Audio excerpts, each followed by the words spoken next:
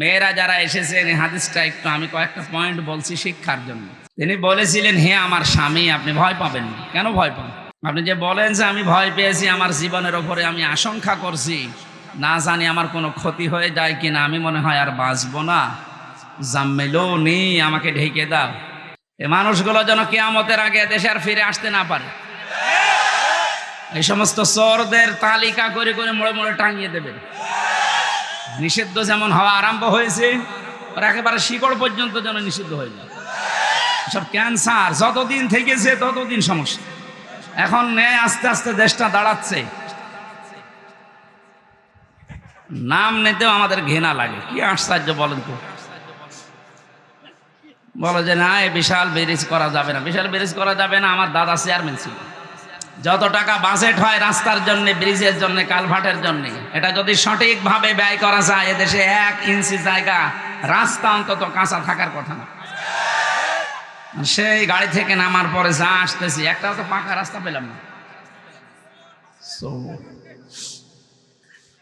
খাদিজাতুল কুবরা রাদিয়াল্লাহু তাআলা আনহা ওই দিন বলেছিলেন, হে আমার স্বামী। খাদিজাতুল কুবরা রাদিয়াল্লাহু তাআলা আনহা স্বামীকে ডাক দিয়ে বলেছেন, হে আমার স্বামী, কাল্লা আল্লাহি মা ইয়াখজিকাল্লাহু আবাদান, আপনি ভয় পাবেন না, কখনো আপনাকে জিন ভূত পরি এবং আল্লাহ আপনাকে ভয় দেখাতে পারে না। তিনি এই বাক্যটা বলতে গিয়ে 2 বার আল্লাহ নাম উচ্চারণ করলেন। কাল্লা, কখনোই নয়, আল্লাহি মা ইয়াখজিকাল্লাহু আবাদান, আল্লাহ কখনো আপনাকে ভয় দেখাতে পারেন না। ইন্নাকা লা তাসিলুর রিহমা, কারণ আপনি রেহেমের সম্পর্কগুলো ঠিক রাখেন। বাংলার মুসলমানেরা শব্দটা যদিও ছোট্ট, আমার তো মনে হয় পুরা সাংসারিক জীবন এবং সামাজিক জীবন আল্লাহ পাক তার বান্দে হযরতে খাদিজাতুল কুবরা তার এই কথার মাধ্যমে সব প্রকাশ করে দিয়েছেন। এই যে রেহেম, এই শব্দটা খুব গুরুত্বপূর্ণ। পুরা সৃষ্টি আল্লাহ কমপ্লিট করার পর রেহেম আল্লাহর কুদরতি পা চেপে ধরেছিল। ডাক দিয়ে বলে, মাবুদ, তুমি আমার ব্যাপারে তো কিছু বললে না, আমার সম্পর্কে কিছু বলবা না, আমি কি? আল্লাহ পাক বলেন, রেহেম তোমার সাথে সম্পর্ক যারা ঠিক রাখবে, আমি আল্লাহর সাথে সম্পর্ক তাদের ঠিক থাকবে। আর তোমার সাথে যাদের সম্পর্ক কাট হয়ে যাবে, আমি আল্লাহ তাদের কেটে দেব। জোরে বলেন নাউজুবিল্লাহ। শব্দটা শুনতে যত সহজ মনে হচ্ছে, ছোট মনে হচ্ছে, এটা আমাদের পারিবারিক জীবনে আজকে এটা না থাকার কারণে পুরা পরিবারটা জাহান্নাম হয়ে গেছে। আপনি টের পেয়েছেন উনি কি বলতে চেয়েছেন? হে স্বামী, আপনি ভয় পাবেন না। আপনি ভয় পান কেন? কারণ আপনি রক্তের সম্পর্কগুলো ঠিক রাখেন।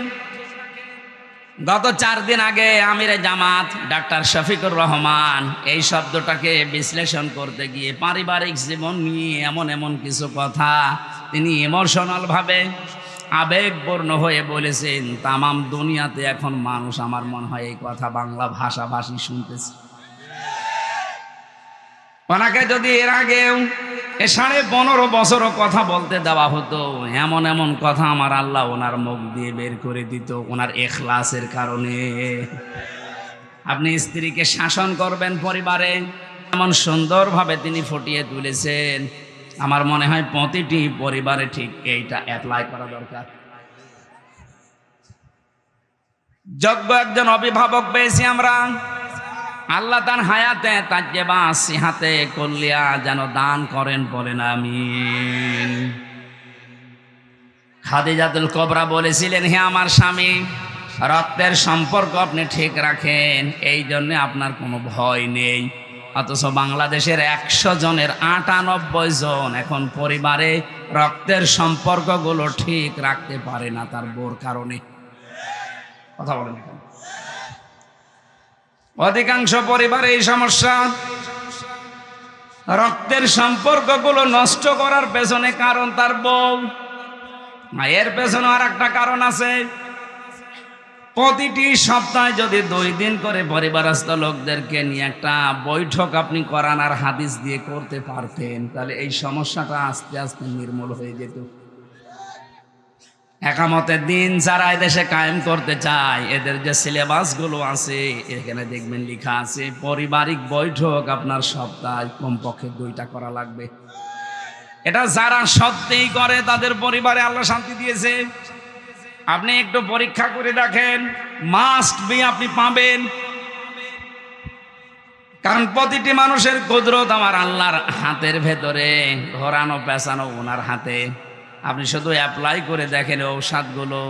অনুনাজ্জিলু মিনাল কুরআনি মা হুয়া শিফাউ ওয়া রাহমাতুল লিল মুমিনিন। এর ভেতরে সব ধরনের ঔষধ আছে। এই মুমিন জীবনে যত রকমের রোগ আছে, ব্যক্তি, পরিবার, সমাজ, রাষ্ট্রের সব রোগ নির্মূল করার জন্য আল্লাহ কোরআনে কারিম দিয়েছেন। আমাদের পারিবারিক জীবনে আজ এই রক্তের সম্পর্কগুলো অধিকাংশ পরিবারে ঠিক থাকছে না, কোরআন আর হাদিস না থাকার কারণে। আমরা যারা শুনলাম খাদিজাতুল কুবরার এই কথাকে, আমরা নিজেরা যেন আমাদের প্র্যাকটিক্যাল লাইফে এটা সেট করতে পারি, বলেন আমিন। এরকম বউ আজ ঘরে ঘরে দরকার। খাদিজাতুল কুবরার মতো স্ত্রী যদি পয়দা হয়ে যায়, স্বামী তার নিজের ছোট ভাইয়ের সাথে, বড় ভাইয়ের সাথে, বোনের সাথে, নিজের মা বাবার সাথে সম্পর্ক খারাপ করবে না। হাদিস নবীজি বলেন, কোন স্ত্রী যদি চায় যে আমার স্বামী আরো বেশি দিন বেঁচে থাক, আমার স্বামীর সম্মান, মর্যাদা, অর্থ সম্পদ আরো বেড়ে যাক, আল্লাহর নবী বারবার তাকিদ দিচ্ছেন ওই মহিলাকে, তুমি তোমার স্বামীকে এটা বারবার তাকিদ দাও যে স্বামী তুমি যাই করো রক্তের সম্পর্কগুলো ঠিক রাখো। এটা দুনিয়ার বিষয় মনে করে আমরা অনেকে এড়িয়ে যাই। আরে ভাই, সম্পর্ক যদি আপনার ঠিক না থাকে, আপনি যতই নামাজ পড়েন, রোজা রাখেন, হজ করে আসেন, আল্লাহ আপনার সাথে সম্পর্ক কাট করে দেবে। কথা বুঝতেছেন? অনেক বড় বিষয়। 2 নম্বরে খাদিজাতুল কুবরা বলেছিলেন অতাহমিলুল কাল্লা। ঠিক আছে, এখানে একটুখানি রাখেন, গা ঘামা শেষ হয়ে গেলে নিয়েছে, আর বাকিগুলো বসেন ভাই। হযরতে খাদিজাতুল কুবরা 2 নম্বর বললেন, স্বামী আমার, আপনি মানুষের বোঝা বহন করেন, আপনি ভয় পান কেন? এই এমনি ধরে রাখো।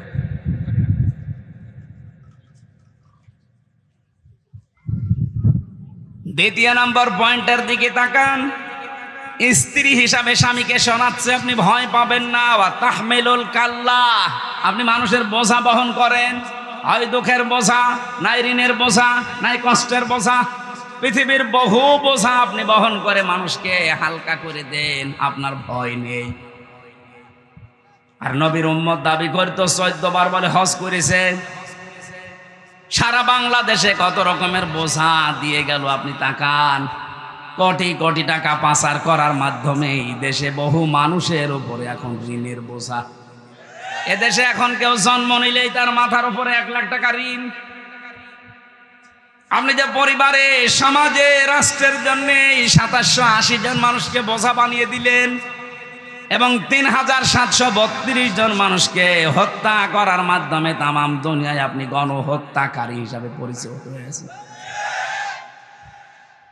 আমরা যদি কিছু নাও বলি, অন্তত এই 3732 জন যারা জীবন হারিয়েছে তাদের মা বাবা, আত্মীয় স্বজন, ভাই বোনের কাছে আপনি মাপ পাবেন।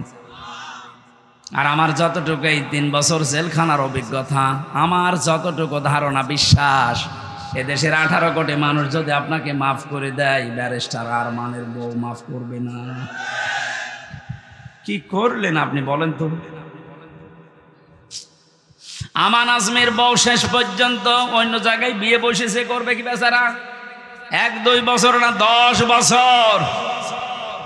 এখনো পর্যন্ত অনেকে জালেমের সাফাই গায় যে কি করেছে, এমন কি করেছে আপনি টের পাচ্ছেন না? এই 3-4 দিন চলছে, বাইরের বিভিন্ন দেশের সিম্পেথি পাওয়ার জন্য এখন উনি ছড়িয়ে বেড়াচ্ছে যে আমি বৈধ, নির্বাচিত সরকার ছিলাম, আমাকে উৎখাত করেছে। এত বড় ডাহা মিথ্যা কথা আপনি বলতে পারছেন হাজি মানুষ?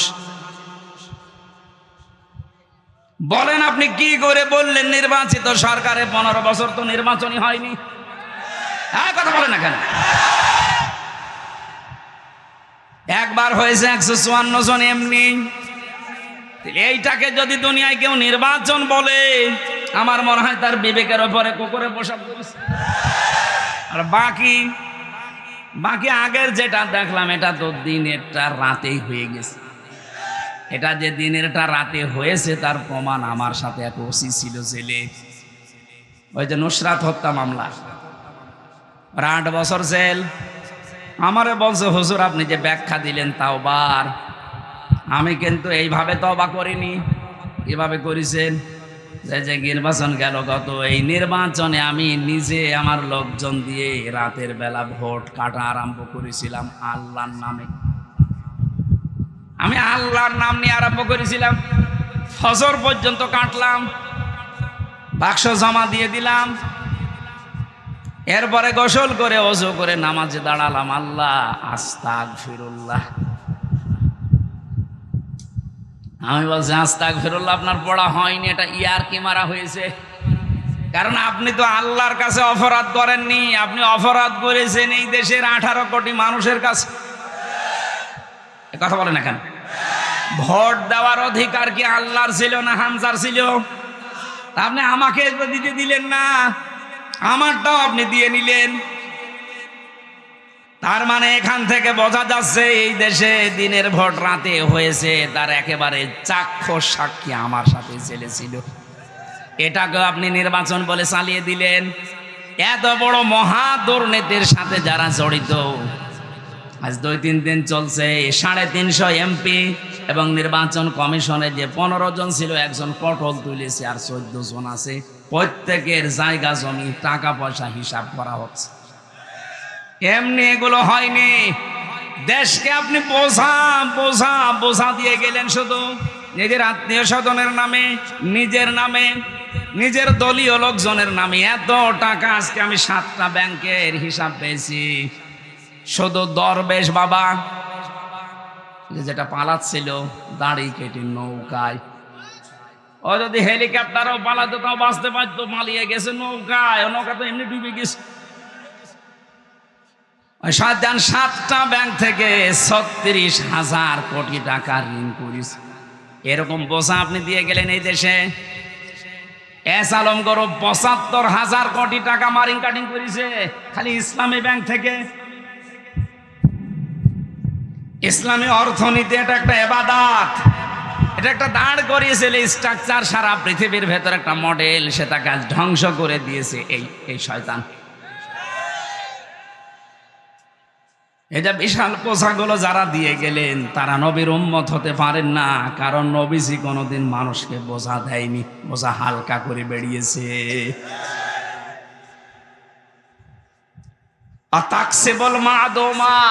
নবীজি বলেন আমার স্ত্রী আমাকে অভয় দিচ্ছে, স্বামী ভয় পাবেন না। আপনি তো মানুষের পোশাকের ব্যবস্থা করেন, বস্ত্রহীন যারা তাদের বস্ত্রের ব্যবস্থা করেন। এর বাস্তব প্রমাণ আমি ডাক্তার শফিকুর রহমানের জীবনে কয়েকদিন পেয়েছি। দেখেন আগস্টের 5 তারিখের পর থেকে পর্যন্ত কোথায় কার পোশাক নেই, খাবার নেই, ছুটি যাচ্ছে।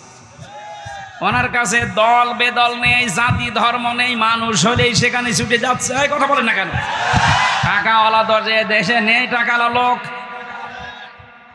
শহীদ যারা হয়েছে দেশের কারো দলীয় সম্পদ না, এরা দেশের সম্পদ, এরা জাতীয় সম্পদ। এই মানুষগুলো আপনাকে এই স্বাধীন দেশ উপহার দিল, তাদের পরিবারস্থ লোকদের একটু খোঁজ নেবেন না?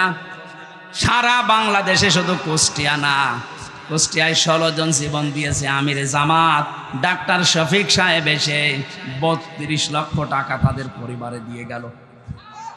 কয় আপনি তো কোনোদিন যান না, আপনার টাকা কি নেই? মনে নবীর এই হাদিস মেনে চলেন। অতাকসিবুল মাদুমা, যারা অন্নহীন বস্ত্রহীন তাদের বস্ত্রের ব্যবস্থা করেন। এই জন্য আল্লাহ তার মন থেকে দুনিয়ার সব ভয় দূর করে দিয়েছে। তার যে ইখলাস আমি দেখেছি, জেলখানায় আমার সাথে ছিল, তার যে অ্যাক্টিভিটিস, তার যে তাওয়াক্কুল আল্লাহর প্রতি, আমার আল্লাহ পাক এমনি এমনি তার ভেতর থেকে ভয়গুলো দূর করে দেন না। কথা বললেই দেখবেন আগে আল্লাহর নাম নিয়ে শুরু করে। বলে এদেশের সব ক্রেডিট কার? বলেন বলেন, কত মানুষ তো কথা বলছে, অনেকে দুর্গার ক্রেডিট দেয়। ফসলে বরকত হলে নাকি দুর্গা গজে ছড়িয়ে এসেছে, তাই হয়েছে। আর ওনার কথা বললে আগে আল্লাহকে ধন্যবাদ জানায়। শুধু এতটুকুই শেষ করে না, কথা বলতে বলতে এমনও কথা বলে যে এই পৃথিবীতে আল্লাহ ছাড়া আমরা কাউকে ভয় করি না, এটা জায়েজ নেই। আপনি শুধু জেলে না, ফাঁসি না, 14 বার ফাঁসি দিলেও তারে মনের পরিবর্তন করতে পারবেন না। কেন? আজকের তেলাওয়াত কিছু আয়াত এগুলো আছে, আমি মিলাবো ইনশাআল্লাহ। বাকি আয়াত হাদিসের সব কথা বলতে পারলাম না, কয়েকটা কথা শেষ করলাম। যারা এই দুনিয়াতে মানুষের বোঝা, সব ভারী ভারী বোঝা দিয়ে গেলেন, আপনি নবীর উম্মত নেই। যদি উম্মত হতে চান, আবার দয়া করে নতুন করে কালিমা পড়েন। যে আল্লাহ আমাদেরকে একটা মুক্ত দেশ দিলেন, এটা যেন দাঁড় করাতে পারি। জবান যিনি আমাদেরকে দিয়েছেন, শুকরিয়া তান বলছে আলহামদুলিল্লাহ। দরুদ আর সালাম পাঠের মাধ্যমে আমরা আরম্ভ করছি। দরুদ সালাম পড়লাম কেন? কারণ বিশ্বনবীকে আল্লাহ 27টা নাম দিয়ে কোরআনে ডাক দিয়েছেন, ডাইরেক্ট ইনডাইরেক্ট। তার ভেতরে 7টা অন্যতম। এর ভেতরে প্রথম নাম হচ্ছে ইয়াসিন। ইয়াসিন মানে হে নেতা। নেতার নাম বললেই কিছু মানুষের চুলকানি ওঠে, ও মনে করে নেতা মানে লাভলু সাহেব। আরে ভাই না, নেতা শব্দটা আমার আল্লাহ বিশ্বনবীর নামের ক্ষেত্রে প্রথমে ব্যবহার করলেন, হে নেতা। এর ব্যাখ্যায় আমি 6টা বিষয় পেয়েছি। তাফসিরে কাবিরের ভেতরে আছে, কোন মানুষ যদি নেতা হয় তাহলে তার 6টি কোয়ালিটি মাস্ট বি লাগবে। যেহেতু আমি শুধু টাচ দেওয়ার জন্য বললাম, কয়েকটা পয়েন্ট বলে আমি তাফসিরে যাচ্ছি। 1 নম্বরে যদি কেউ নেতা হতে চায়, নেতৃত্ব দিতে চায়, তার প্রথম কোয়ালিটি হওয়া লাগবে সে পুরুষ হবে, মহিলা হলে হবে না। এটা মনে হয় অনেকের মাথা খারাপ হয়ে যাচ্ছে যে এ কি বলে, আমি বানিয়ে বলছি। সূরা নিসা 34 নম্বর আয়াতের প্রথম অংশে আছে, আর রিজালু কাওয়ামুনা আলান নিসা। আল্লাহ পাক বলেন পুরুষ মানুষ হবে নেতৃত্বদাতা, আর মহিলারা হবে তাদের আজ্ঞাবহ, তারা আন্ডারে থাকবে। সুতরাং এই বাংলাদেশে যারা নেতৃত্ব দিতে চান, আপনাকে পুরুষ হওয়া লাগবে। মেয়ে লোক হলে নেতা হওয়া জায়েজ নেই। আর কোন মহিলার পেছনে মুসলমানেরা থাকতে পারে না। কেন? এই আয়াতের ব্যাখ্যায় একটা হাদিস পেয়েছি, নবীজি বলেন, লা ইউফলিহা কওমুন, ওই জাতি কখনো সফল হতে পারছে না, পারবে না, যে জাতির নেতৃত্বে আছে কোনো মহিলা। এই 53 বছরে মনে হয় এই হাদিসের বাস্তব প্রমাণ। আমরা সফল হতে পারছি না শুধু এই কারণে। এখন যেহেতু বিদায় নিয়েছে, আর একজন মুরব্বী হয়ে গেছে, সামনে যারা আসবে তারা যেন পুরুষ। হ্যাঁ, কথা বলেন। বাকি আরো কয়েকটা বলছে, একটু দেখেন। পুরুষ হলে হবে না। 2 নাম্বার কোয়ালিটি বলবো নাকি রাগ করবে এরা আবার? 2 নম্বর কোয়ালিটি, কোন পুরুষ নেতা হতে পারবে কিন্তু সে জালেম হতে পারবে না। এইটা আমি বানালাম। সূরা বাকারা 124 নম্বর আয়াত, ওয়াইদিবতালা ইব্রাহিম রাব্বুহু বিকালিমাতিন ফাতাম্মাহুন্না। আল্লাহ পাক বলেন, ইব্রাহিমকে আমি পদে পদে পরীক্ষা করেছিলাম। এই ফাতাম্মাহুন্নার ভেতরে আমি পেয়েছি 50টা পরীক্ষা তিনি করেছিলেন। আমাদের যিনি আসল জাতির পিতা, বানানো তা না, যিনি আসল আল্লাহর ঘোষণা দেওয়া জাতির পিতা, তিনি 50টা পরীক্ষায় উত্তীর্ণ হয়েছেন। জোরে বলেন আল্লাহু আকবার। আয়াতের তাফসিরে কাবিরের ভেতরে এসেছে, ইব্রাহিম নবী আলাইহিস সালাম তিনি জাতির পিতা, আল্লাহর ঘোষণা দেওয়া।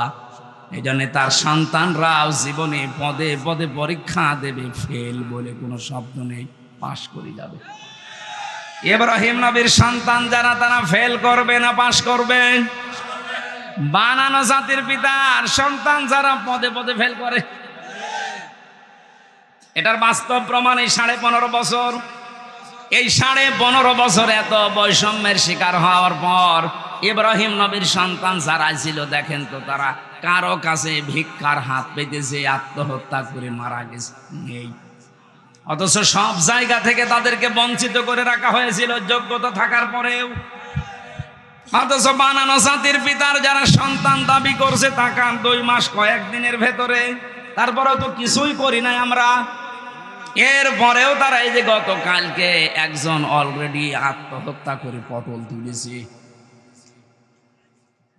আমাদের যিনি জাতির পিতা ইব্রাহিম আলাইহিস সালাম মুসলমানদের, তার সন্তানও ওই রকম আগুনে পড়লেও আল্লাহর উপরে ভরসা ছাড়ে না। আর যারা বানানো জাতির পিতার সন্তান দাবি করেন, আবার বুক ফুলিয়ে বলে আমরা সবাই অমুক সেনা, নাউজুবিল্লাহ। তাদের করুণ অবস্থা আরম্ভ হয়েছে। 2 মাস কয়েকদিনে যদি এই অবস্থা হয়, 1টা বছর এভাবে থাকতে দেন, এমনিতেই মরে যাবে। কয়েকদিন আগে একটা মরেছে শেরপুরের, অগ্নিকন্যা নাম ছিল, পটল তুলিস। এদের অবস্থা এই উপরে মনে হয়েছে না বিশাল কিছু, এদের ভেতরে যে ভয় আপনি জানেন না। আমি নিজে থেকে দেখেছি, কয়েকটাকে পেয়েছিলাম সেলখানায়, এত ভয় ওদের ভেতরে। আরে ভাই, ভয় তো পাওয়ার দরকার আমার, কারণ আমার পক্ষে কেউ নেই। আমার মামলা পর্যন্ত কেউ আদালতে দাঁড়াতে চায় না। আর তোদের পক্ষে সব থাকার পরও এত ভয় কেন? তার মানে ভয় পাওয়ার সব কাজ ওদের ভেতরে আছে।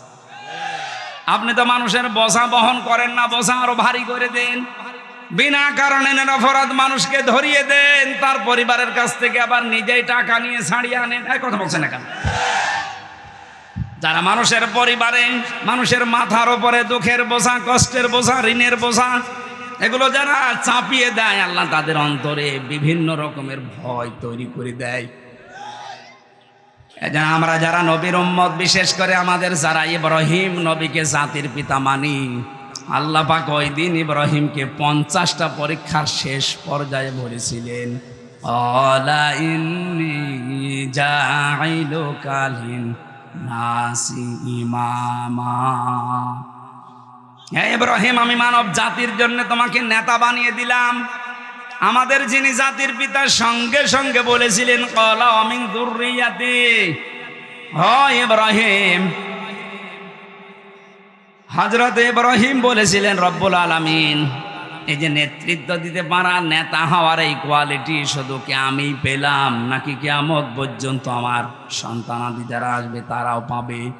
আল্লাহ সঙ্গে সঙ্গে জবাব দিয়ে দিয়েছেন, ক্বালা লা ইয়ানালু আহদিস যালিমিন।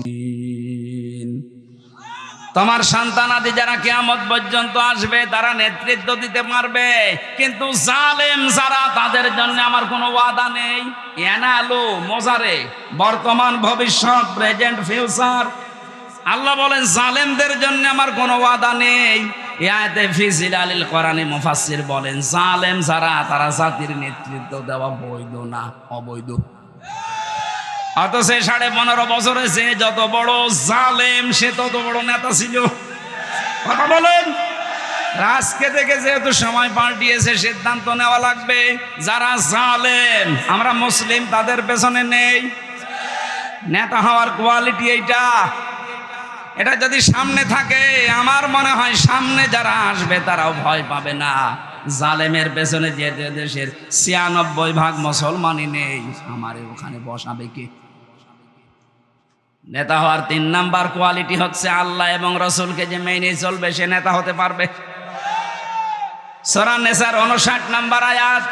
এখন যদি বলেন যে আয়াতগুলো কেমন কেমন লাগছে, কোন হুজুর নিয়ে আসবেন, নিয়ে এসে বসিয়ে রাখেন। ইয়া আইয়ুহাল্লাযীনা আমানু আতিউল্লাহা ওয়া আতিউর রাসূলা ওয়া উলিল আমরি মিনকুম। আল্লাহর ইতাআত করো, রাসূলের ইতাআত করো, আর তোমাদের ভেতরে যারা নেতা, উলিল আমর যারা, তাদের মেনে চলো। এখানে আতিউ শব্দ আল্লাহ নিজের নামে, রাসূলের নামে দিয়েছেন, কিন্তু উলিল আমর নেতার আগে দেননি।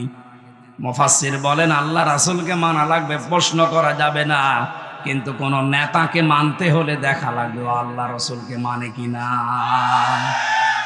আমি বাকিগুলো আর না বললেও আপনারা টের পেয়েছেন কাকে আপনি মানবেন। নেতা হওয়ার কোয়ালিটি এগুলো আমি কি বানালাম না কোরআনে আছে? আল্লাহ আমাদেরকে এই নেতৃত্বের গুণাবলী যাদের আছে, কোয়ালিটি আছে, তাদের মেনে চলার তৌফিক দিন। এটা কিন্তু দুনিয়ার বিষয় না, এটা ইবাদত।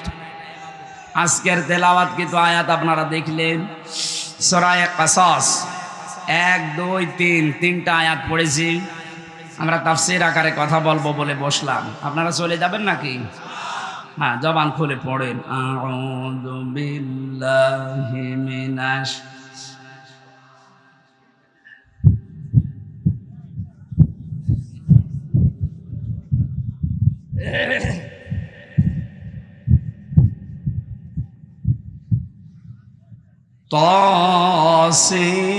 তাসিম মিম। সূরা কাসাস, কাসাস মানে ঘটনা সমূহ।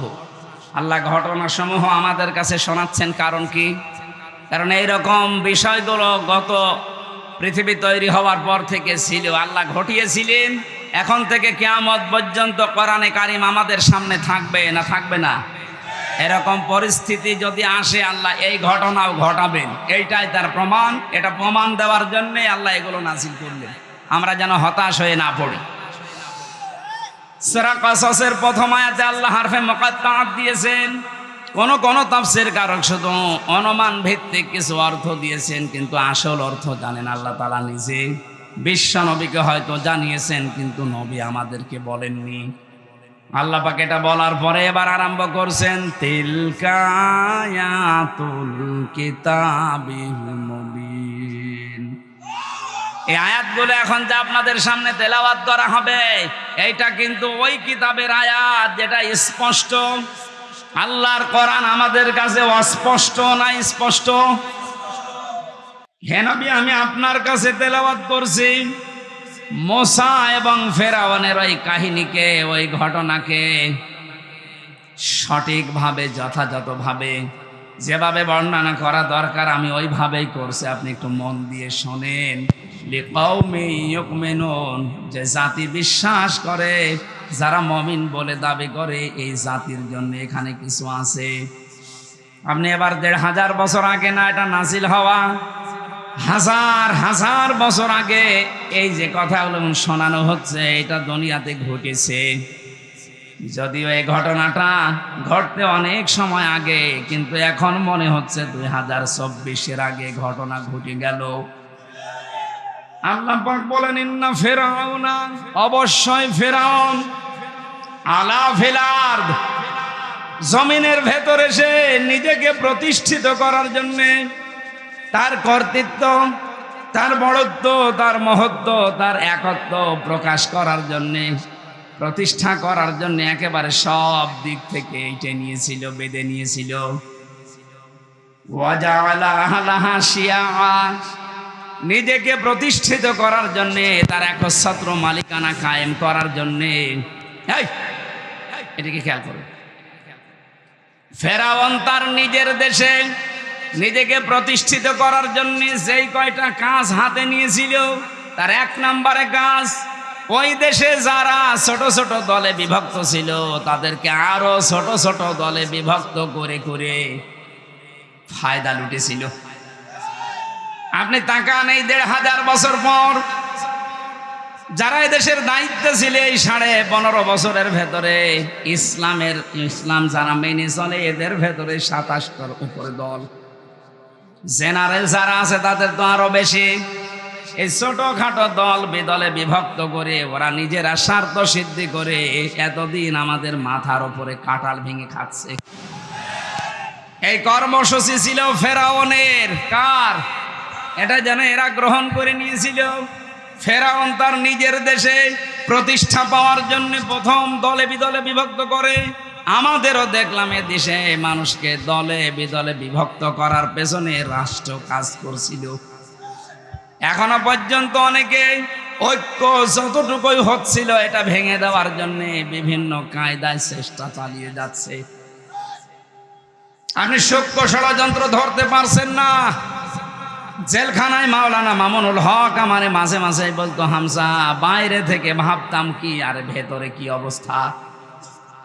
আমরা বাইরে টোপে নিয়ে দাড়ি নিয়ে কারো আকীদা নিয়ে মারামারি করি, আর ওদের কর্মকাণ্ড দেখলে সব আমাদেরকে এক জায়গায় রেখে তালাবদ্ধ করে রেখেছে। কষ্ট দেওয়ার ক্ষেত্রে ওরা সবাই এখন এক। বাইরে যদি যেতে পারি সব কাজ বাদ দিয়ে কি করে এক হওয়া যায়, আমি সেই কাজ করব। মনে কিন্তু আরম্ভ করেছে। এটা এখন এই 2 দিন আমরা দেখতে পাচ্ছি কিছু মানুষ এখনো পর্যন্ত দাদাদের ফাঁদে ফা দিয়ে আবার এই ঐক্যটা নষ্ট করার জন্য উল্টা পাল্টা কথা বলতেছে। জাতির এখন সব চাইতে বড় ঐক্য দরকার। খালি ইসলামপন্থী মানুষগুলো এক হয়ে গেলে কিয়ামতের আগে দেশে আর চেয়ারে কেউ বসতে পারবে না। অথচ এইটাকে ওরা খুব ভালো করে জানে, যেন এক হতে না দেওয়া যায়। আপনি দল বিদলে বিভক্ত হন, এমন এমন দল ওরা নিজেরা টাকা পয়সা দিয়ে বানিয়ে দেয়, খালি দলের সভাপতি আর সেক্রেটারি ছাড়া কেউ নেই। আমার সাথে ইসলামপন্থী দল অনেকগুলো ছিল, শুধু সভাপতি আর সেক্রেটারি। ওখানে পেয়েছিলাম আল্লাহর দলের সভাপতি, ওর আর কেউ নেই, ওই শুধু সারা বাংলাদেশে ওই একাই। ওখানে প্রায় 27টার উপর আমি দল পেয়েছিলাম জেলখানায়, কেন্দ্রীয় কারাগারে কাশিমপুরে। যত বড় বড় শব্দ ওখানে নিয়েছে রাখে। ফেরাউনের প্রথম কৌশল কিন্তু 15.5 বছরে প্রায় ওরা সাকসেস হয়ে গিয়েছিল। যদিও এই বিজয় হওয়ার পরে এটা যারা বুঝদার মানুষ, যারা বিবেকবান মানুষ ভেঙ্গে দিয়ে এক হওয়ার চেষ্টায় আছে।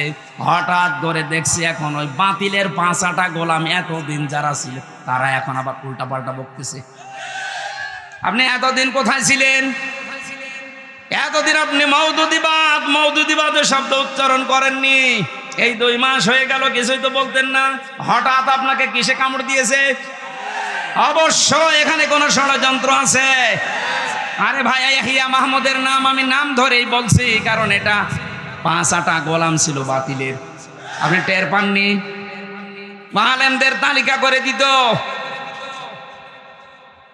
বাইতুল মোকাররম থেকে যিনি পালিয়েছেন তারে অনেকে আলেম বলে। হ্যাঁ, উনি আলেম, নামের আগে হয়তো মাওলানা লিখতে পারে, কিন্তু কি কাজ করেছে বলেন? জালেমা তাকে দিয়েছে কওমি জননী। এটা কথা হলো, তাম দুনিয়ার মানুষ যাকে জালেমা বলেছেন, আপনি তাকে কওমি জননী দিলেন কি করে? স্বার্থ পেলে পাগল হয়ে যাবেন মানে আপনার বিবেক নেই। এর ওপর আবার উনি নৌকা মার্কা নিয়ে জানিয়েছে, এটা ঘৃণিত জিনিস। এটা আপনি যদি কুকুর মার্কা নিয়ে দাঁড়াতেন তাও কয়েকটা ভোট পেতেন। আল্লাহ এমন অবস্থায় পৌঁছিয়েছে, এই বাংলাদেশে এখন কুকুরের যা দাম আছে নৌকার সে দাম নেই। আপনি পরিচয় দেন যে আমি নৌকার লোক, পিটিয়ে মেরে ফেলবে মানুষ। সারা দেশ আমি ঘুরছি একই অবস্থা। এই অবস্থা জানি না এলাকায় কি। ফেরাউনের প্রথম কৌশল ছিল মানুষকে দলে বিদলে বিভক্ত করত। এখন এতদিন পেরে ওঠেনি, এখন দেখছি এই 2-3 দিন ও আবার শুরু করেছে। বাইরে খালি মিথ্যা ছড়াচ্ছে আমি নির্বাচিত। এটা মিথ্যা কথা না? এই মিথ্যা কথা না এটা? সারা বাংলাদেশে মাসলুম আমরা যারা আছি, সে বিএনপি বলেন, ওই 14টা দল বাদ দিয়ে সবাই মজলুম কম বেশি। আমার সাথে বিএনপির এক লোক পেয়েছিলাম আমি, ওর 313টা মামলা। ও আমারে খাবার দিতে আসতো, বলছে ভাই আপনার মামলা কয়টা? 313টা। 313টা মামলা দিয়েছে একটা মানুষকে। ও কবে জামিন নেবে আর কবে বের হবে আর হাজিরা দেবে কবে? এটা মজলুম মানুষ না তারা? আমার 2 মামলাই বছরে হাজিরা দিতে দিতে আমার শেষ হয়ে যেতাম, আর 313টা আপনার হিসাব আসে না এখনো পর্যন্ত। যদি বাংলার এই মুসলমানেরা এই স্বাধীনতা পাওয়ার পরে এখনো ছোটখাটো বিষয় নিয়ে দলে বিদলে বিভক্ত হয়, এর পেছনে অবশ্যই কোনো কিছু কাজ করছে। এটা আপনি ধরতে পারছেন না। যারা জ্ঞানী মানুষ তারা ধরে ফেলেছে। এই টুপি মাথায় দেওয়া, হাত বাঁধা, সালাম দেওয়া, জোরে আমিন বলা, এগুলো এখন বাদ দেন। কার আকীদা কি সে আল্লাহর কাছে জবাব দেবে। আগে দেশটা বাঁচান। এখনো যদি আপনি নিজেরা এই গন্ডগোল করে আলাদা আলাদা হয়ে যান, তাহলে উহুদের পর ময়দানের মতো বিপর্যয় আসবে। প্রথম দিকে তো বিজয় এসে গিয়েছিল, সেই গনিমতের মাল পোড়ানো আরম্ভ করেছে, ওই সময় বিপদে পড়িস। আমরা এখন দেখছি এরপরে এখন বিভিন্ন জিনিস কেউ কোড়াতে আরম্ভ করিস। আপনি এতদিন পরে মওদুদিবাদ কোড়াচ্ছেন। এই পৃথিবীতে শ্রেষ্ঠ লেখক যে 10 জন, তার ভেতরে সৌদি আরবের একজন সালেহ আল কি যেন নাম শেষে আছে একটা উপাধি, জেলখানায় আরবি টু আরবি এই বইটা লেখা, বাংলা হয়েছে, আমি পড়েছিলাম। এই লোকটা লিখেছে তামাম পৃথিবীতে একটা গালি কেউ কেউ আরম্ভ করেছে মওদুদিবাদ, অথচ মওদুদিবাদ বলে পৃথিবীতে কোনো বাদ নেই। মওদুদি হচ্ছে আল উস্তাজ, উনি নায়েব কি আওলাদে রসুল ছিলেন, রসুলের বংশের লোক। উল্টা পাল্টা কথা তার নামে বলার আগে একটু জহব্বা সংযত করে বলবেন। কি করেছেন জীবনে আপনি ইসলামের জন্য? শুধু খেয়েছেন আর পেট মোটা করেছেন, আর তার যে অবদান আপনি তার একটা পশমের সমানও হতে পারেন না। মানুষ হিংসা করে ওই সময় যখন তার সাথে পেরে দেয় না। কথা বলছে না কেন? হিংসা করার 7টা কারণ আছে, তার ভেতরে 1 নম্বরে যখন যার সাথে পারে না তখন তার সাথে হিংসা করে। আপনি কি করেছেন আপনি নিজের কাছে প্রশ্ন করেন তো। আপনার কোনো খেদমত আছে, অথচ তার পড়া জীবনটার দিকে তাকান। লক্ষ লক্ষ যুবকেরা তার বই পড়ার পরে ইসলাম পেয়েছে। কত অর্থ সম্পদ শুধু ইসলামী আন্দোলনের জন্য খরচ করেছে। আপনি তো 5টা টাকাও খরচ করেন না, খালি ফতোয়া দিতে আসেন আকীদা। আরে ভাই, আপনার আকীদা নিয়ে আপনি কবরে যান। উনি মারা গেছে, ওনার নিয়ে উল্টাপাল্টা কথা বলার দরকার নেই। যদি কারো বিপক্ষে কোনো কথা বলতে গিয়ে একটু মিথ্যা হয়ে যায়, আপনাকে দিয়ে আল্লাহ ওই দোষ করাবে দুনিয়ায়, তারপরে আপনার মরণ দেবে। এজন্য সংযত থাকবেন। এটা ফেরাউনের একটা চক্রান্ত। আমরা জানতে পারছি দাদা বাবুরা ওখান থেকে চক্রান্ত করে কিছু আলেমকে টার্গেট করেছে, যেহেতু 15.5 বছর ওদেরকে বসিয়ে বসিয়ে খাওয়িয়েছে, ওদেরকে দিয়ে এখন এই আলিয়া কওমি সুন্নি এদের ভেতরে লাগিয়ে লাগিয়ে এখন বলে দলে বিদলে বিভক্ত হয়। মানুষ নেই, তুই দল করে করবি কি? সারা দেশ করিয়ে তোর 5টা মানুষ হয় না। আমি এই যে কোরআন শরীফ সামনে নিয়ে বলছি, মাওলানা মামুনুল হককে ডাক দেন। উনি এই কথা আমাকে বারবার বলতো হামজা। আমি ভাবতাম কি বাইরে জামাত ইসলাম নিয়ে, ইসলামী আন্দোলন নিয়ে আর আলেমদেরকে নিয়ে, আর এখানে এরা করছে কি? উনি জান প্রাণ দিয়ে খাটছে যে আমরা সবাই এক হই না। আবার আপনারা এই 2-3 দিন আরম্ভ করেছেন, এখনো পর্যন্ত পিঠের ওপরে বাড়ি পড়েনি, তা এরকম করছে। যখন পড়বে তখন টের পাবে। 76 জন জেলে ছিল আমার সাথে। কে আপনার মামলা লড়েছে? 5টা টাকাও তো আপনার খরচ হয়নি। যারা আজ দলে বিদলে বিভক্ত করার জন্য মওদুদিবাদ ফতোয়া তুলে আলাদা করছে, তারা 5 দিনও খবর নিয়েছে আপনার। যারা খবর নিয়েছিল আজ তাদের বিরুদ্ধে ফতোয়া দিচ্ছে। বিবেকের ওপরে কি কুকুরে পোশাক করিস নাকি বিবেক মরে গেছে? আপনার মনটা এত ছোট কেন? একটু ব্রড মাইন্ডের হতে পারেন না, ন্যারো মাইন্ডের হয়ে বসে আছে। পৃথিবীর কোন নবীর মন ছোট ছিল আপনি দেখান? প্রত্যেকটা নবীর মন ছিল ব্রড মাইন্ডের, বিশাল মন ছিল তাদের।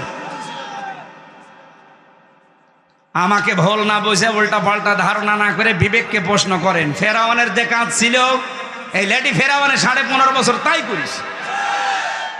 আমাদের মাথার উপরে কাঁঠাল ভেঙে ওরা খায় আর আমাদেরকে দল বেদলে বিভক্ত করে দেয়। আরে এক হওয়ার জায়গা তো কোরআন শরীফ। আপনি দেখেন তো আমি কোরআন মানি কিনা। এক হওয়ার জায়গা তো রাসূলুল্লাহ। আপনি দেখেন আমি রাসূল মানি কিনা। আপনি কোথা থেকে কোন বুজুর্গ কি বলেছে সেটা তুলে নিয়ে আসেন। ইসলাম মানতে গিয়ে দেখা লাগবে আল্লাহ কি বলেছে, রাসূল কি বলেছে। এর বাইরে যদি কারো মতামত থাকে আমি ওরে মানি না। কথা বলে না কেন?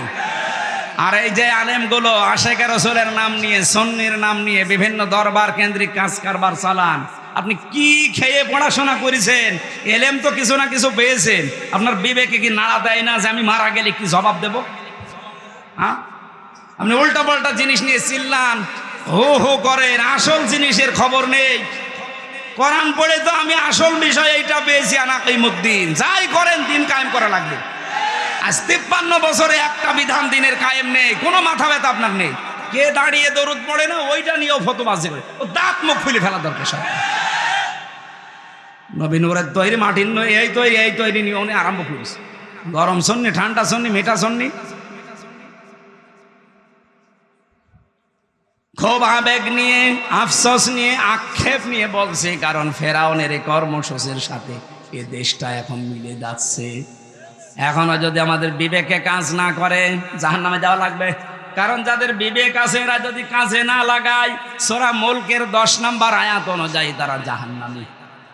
আকালু লাউ কুনহা নাসমাউ আও নাকিলু মা কুননা ফি আসহাবিস সাগীর। ফেরাউন 2 নম্বর আরম্ভ করেছিল, ইস্তাদঈফু তাইফাতাম মিনহুম, ওই দেশে একটা দলকে সে দুর্বল করে রেখেছিল। ও বাংলার মুসলমানেরা, শুধু আমির হামজার উপরে রাগ না করে রেকর্ড হচ্ছে, সারা দেশে কালকে যাবে। আমি আমার ইমান থেকে ওপেন ভাবে বলছি, এই বাংলাদেশে এই 53 বছরে আপনি তাকান, হাজার হাজার দল দেশে আছে, কিন্তু একটা দলকে বাতিলরা শুধু সব সময় টার্গেট করে রাখে।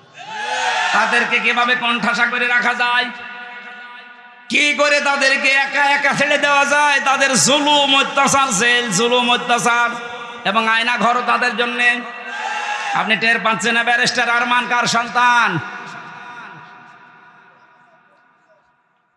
মীর কাসেম আলীর সন্তান ব্যারিস্টার আরমান। আমান আজমি কার সন্তান? গোলাম আজমের। কারা আয়না ঘরে, কারা জেলখানায়? আমার ভার্সিটির ওয়ালিউল্লাহর মুকাদ্দাস ইসলামী ছাত্র শিবিরের 2 জনকে 10 বছর হয়ে গেল গুম করে দিয়েছে, এখনো খোঁজ নেই। আপনি টের পান না? এরপরও কারা এই দেশে অত্যাচারিত, নির্যাতনের শিকার, জুলুমের শিকার, আয়না ঘরের শিকার, মামলা হামলার শিকার, বছরের পর বছর জেল খাটে কারা? কোরআনের আয়াতের সাথে মিলান। ফেরাউন ওই সময় চেয়েছিল একটা দলকে টার্গেট করি, সে দল ছিল মুসা নবীর দল। এক কথা বলেন না কেন? আজও বাতিলরা যাদেরকে টার্গেট করে বুঝবেন ওইটাই নবীদের দল। এদেশের গুরুত্বপূর্ণ জায়গাগুলোতে নবীওয়ালা মানুষগুলো যাওয়া দরকার। হ্যাঁ, এখন যাকে দিয়েছে বাইতুল মুকাররমে, ওনার সম্পর্কে আমি যতটুকু জেনেছি উনি ভালো আলেম, জ্ঞানী মানুষ, কিন্তু এতদিন ওনার কোনো কর্মকাণ্ড, অ্যাক্টিভিটিস তো এই দেশে আমি কোনোদিন পাইনি, দেখিও নি। এই কথা বলেন না কেন? জীবন হাতে নিয়ে যারা এই 53 বছর বেরিয়েছে, এইরকম একজন মানুষকে ওখানে দেওয়ার দরকার ছিল। হ্যাঁ, দিয়েছেন ভালো, কিন্তু ওনার কাজ করা লাগবে। ওই আগেরটার মতো দালালি করলে কিন্তু সমস্যা আছে। এটা আর ওই জামানা নেই। 24 সাল পার হচ্ছে এখন। এখন আমরা চাই যারা আসবে, যারা ঘাত প্রতিঘাত সহ্য করে জীবন হাতে নিয়ে বছরগুলো কাটিয়েছে, তারা এখানে থাকবে। যদি না থাকে, যিনি আছে এমন কথা বলা লাগবে, এমন কাজ করা লাগবে যেন দেশে ইসলামের কাজ হয়। এমন এমন ফতোয়াবাজি করার দরকার নেই যেটার দ্বারা উম্মতের আরো ঐক্য নষ্ট হয়। কে আমিন জোরে বলে, কে আমিন আসতে বলে, ওই নিয়ে ফতোয়াবাজি করার সময় এখন না। এখন সময় আমাদের সব এক হওয়া, এটা সবচাইতে বড় ফরজ। গত 3 দিন আগে আমার অনুষ্ঠান ছিল যশোরে, ঝিকরগাছা। মাওলানা মামুনুল হক আর আমি, আমাদের 2 জনের আলোচনার বিষয় এক, যে যা করছে এগুলো এখন বাদ দেন। এই ফতোয়াবাজি করে করে কিন্তু এটা ফেরাউনের একটা চক্রান্ত। যেহেতু ফেরাউন নেই, তার উত্তরসূরি এখনো মারা যায়নি, তারা আছে, তারা চেষ্টা করে যাচ্ছে। ওরা একটা দলকে টার্গেট করেছিল। কথা বোঝার চেষ্টা করেন ভাই। 3 নাম্বার তার কর্মসূচি ছিল ইউযাব্বিহু আবনাহুম ওয়া ইস্তাহয়ি নিসাহুম। সে ওই দেশের পুরুষদেরকে মেরে ফেলতো আর মেয়েদেরকে বাঁচিয়ে রাখতো। এর 2টা অর্থ। 1 নম্বরে মেয়েদের চাকরি বাকরি দেওয়ার মাধ্যমে মেয়েদেরকে সে বাঁচিয়ে রাখতো ভোগ করার জন্যে, আর পুরুষদেরকে চাকরিহীন করে, কর্মহীন করে স্ত্রীর দাস বানিয়ে রাখতো। আপনি দেখেন এই দেশে 15.5 বছরে মেয়েরা ম্যাট্রিক ফেল করলে 3টা চাকরি পায়, আর ছেলেরা অনার্স মাস্টার্স করে চাকরি নেই। এটা ফেরাউনের একটা কৌশল। 2 নম্বরে ও পুরুষদেরকে মেরে ফেলা, মেয়েদেরকে বাঁচিয়ে রাখার পেছনে ওর টার্গেট ছিল এদেরকে ভোগ করা, রাস্তাঘাটে এদের ব্যবহার করা, আর এইটা আরম্ভ করার জন্য সমকামিতা শুরু করেছিল। আপনি তো সূক্ষ্ম ষড়যন্ত্র বোঝেন না। এটা যাদের মাথার মেদরে আল্লাহ মেধা দিয়েছেন, তারা টের পাচ্ছে যে কোথায় যাচ্ছে। আমি গত পরশু দিনও কয়েকটা এসপির সাথে সাক্ষাৎ করেছি, ওনার ওই বৈষম্যের শিকার ছিলেন। এ 15.5 বছরে তাদেরকে ওএসডি করে রাখা হয়েছিল। হঠাৎ সরকার আসার পরে তারা আবার এখন জায়গা মতো দিয়েছে। তারা আমার সাথে গোপন বৈঠক করে একান্তে কথা বলার পরে যে কথাগুলো আমারে জানিয়েছে, আল্লাহ কোথায় আছি আমরা, আর এরা কি চিন্তা ভাবনা করছে। খুব সূক্ষ্ম ষড়যন্ত্র চলছে, কিন্তু যারা এগুলো করছে তাদের হয় বাদ দেন, নাই তালাবদ্ধ করে রাখেন। এগুলোর মাথা খারাপ হয়ে গেছে। আজ উম্মতের সামনে যারা ওকে ফাটল ধরাতে চাচ্ছে, হয় এদের মাথা খারাপ, নাই তো এদের পেছনে কেউ আছে। আল্লাহ বলেন ইন্নাহু কানা মিনাল মুফসিদিন, কারণ ফেরাউন ছিল ফ্যাসাদ সৃষ্টিকারী। তার মানে ফাসাদ, বিশৃঙ্খলা, স্বৈরাচারী, সন্ত্রাসী এই কর্মকাণ্ড করার জন্য কর্মসূচি বললাম কয়টা? 3টা। বলেন তো কয়টা? 1 নম্বরে বলেন 1 নম্বরে কোরআনে কারীম জানাচ্ছে দলে দলে বিভক্ত করে দেওয়া। 2 নম্বরে একটা দলকে টার্গেট নিয়ে কোণঠাসা করে রাখা। 3 নম্বরে ওই দেশের পুরুষদেরকে মেরে ফেলা বিভিন্ন কায়দায়, আর মেয়েদেরকে এগিয়ে দেওয়া। 15.5 বছরে এইটা চলছিল।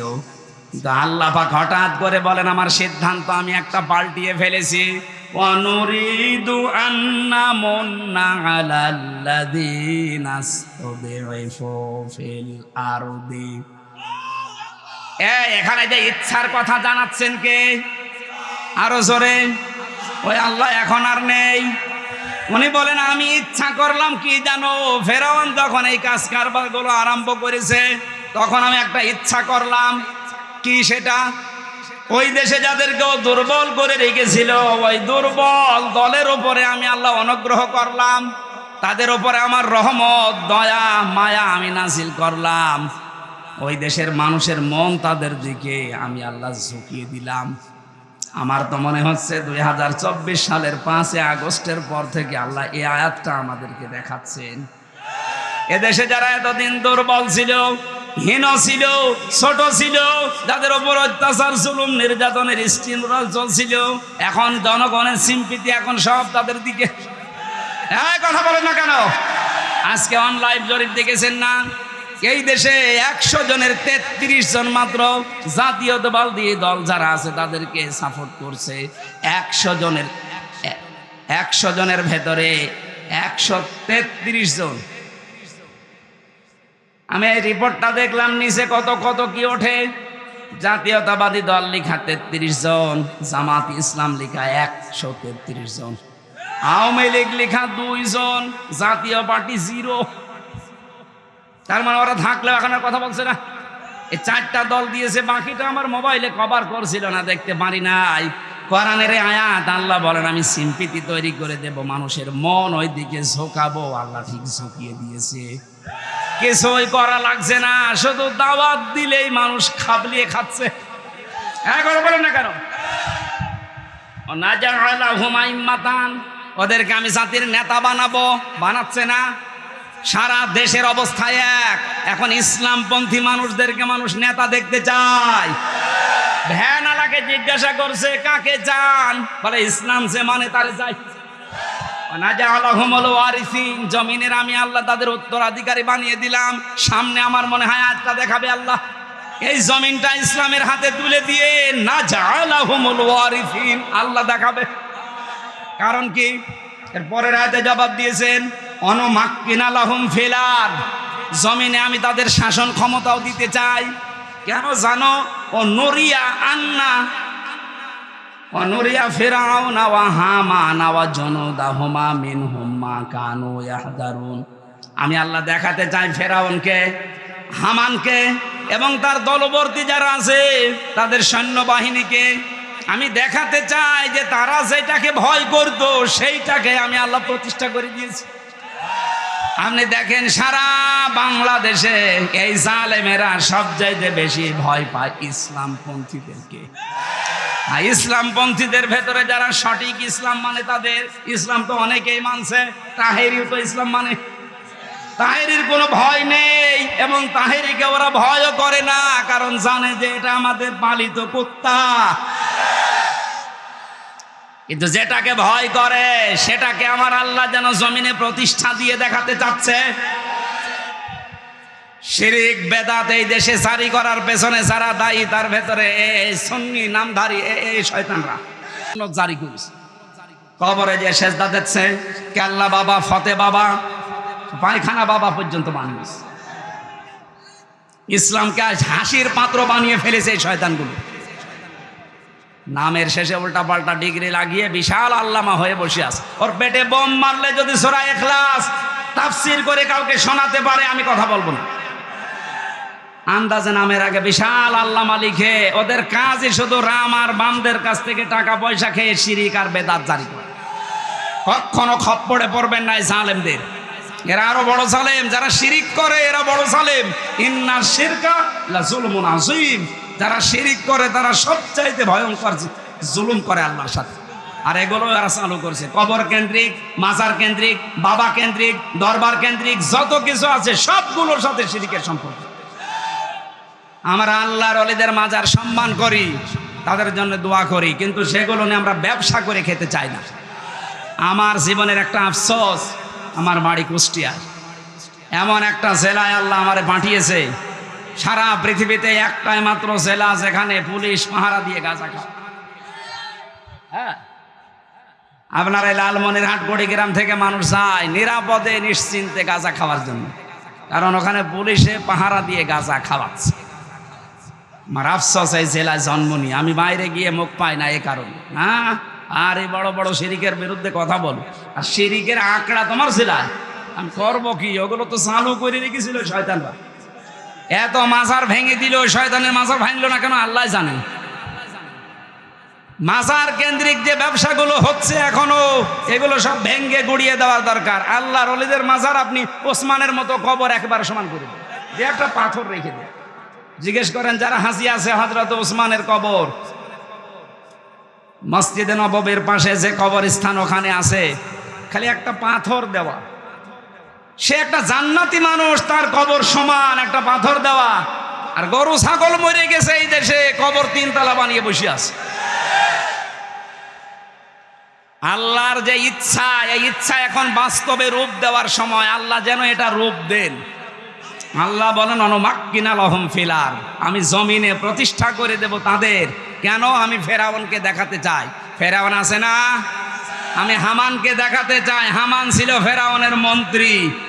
যারা মন্ত্রীতে ছিল এই দরবেশ বাবা সহ প্রত্যেককে আল্লাহ দেখাতে চায়। ও জুনুদাহুমা, তাদের সৈন্য সমর্থন, তাদের দলীয় লোককে আমি দেখাতে চাই। কি? মিনহুম মা কানু ইয়াহদারুন, যাদেরকে ওরা ভয় পেত তাদেরকে আমি জমিনে প্রতিষ্ঠা দেব। আল্লাহ এই আয়াতটা যেন সামনে আমাদেরকে দেখান। এর সময় এসে গেছে। এই কথা বলেন না কেন?